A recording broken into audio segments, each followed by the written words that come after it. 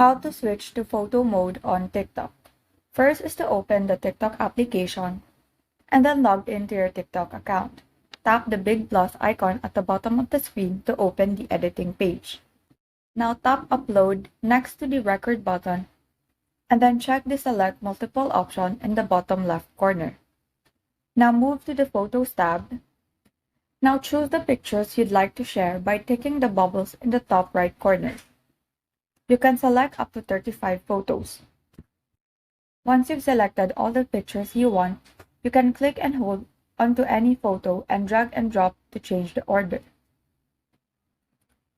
Then click Next. Now at the bottom of the screen, you will see two options, photo and video. Select photo to switch to photo mode. Once you're done editing, click Next. Then you can select the cover photo by tapping on Select Cover located on the upper left corner. And then tap Save. Enter the final details and then tap Post.